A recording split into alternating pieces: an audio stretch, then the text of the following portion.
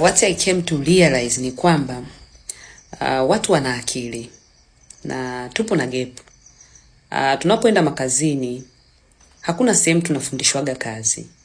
Sehemu pekee unaweza kujifunza kazi ni ukiwa kazini.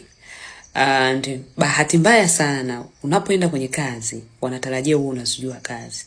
Wakati sehemu pekee ya kuweza kuzijua kazi ni kazini. Na ili kazini huko uweze kuzijua kazi ni mpaka utakapopata opportunity, utakapopata fursa, utakapopata exposure na utakapopata platform with the right infrastructures, yani miundombinu ikuwezeshe wewe kuweza kuijua hiyo kazi. Kwa hivyo vitu visipokuwepo, vikikosekana, hata kama uko smart, utaonekana haudeliver, utaonekana you are not good enough, you are not performing. Kwa hiyo kuna muda unaweza kuwa na try your level best, lakini you don't get a chance to practice. Kuna vitu vingine hakuna namna, ni lazima upractice kwenye hiyo kazi ili uvijue. Kwa sababu unaweza kuwa umefanya kazi kwenye kampuni A. Kampuni A ina system inazozitumia, ina culture yake pale ndani, ina utaratibu wake wa kutenda kazi. Ili uweze kuzielewa vizuri hizo kazi ni mpaka uwe exposed kwenye hiyo kazi. Wasipokupa chance ya kufanya hizo vipengele hivyo ambapo wengine wanafanya, unaweza usiwe vizuri. Hata kama utajifunza nje, lakini ndani pia kuna umuhimu wa wewe kupewa nafasi na kuweza kujifunza hizo kazi.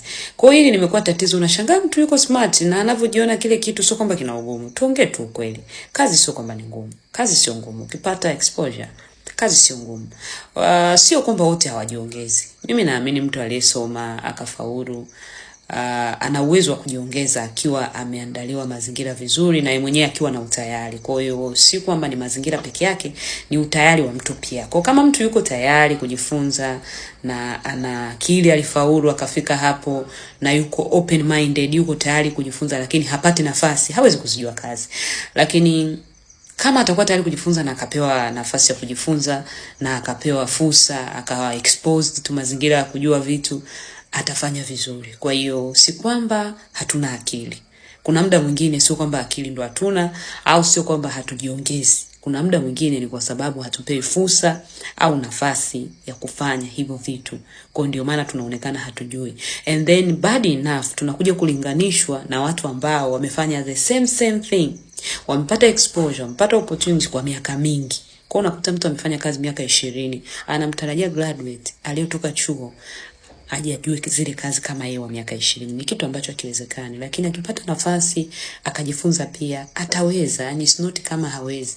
Tusimjudge mtu bila kumpa nafasi ya kujifunza.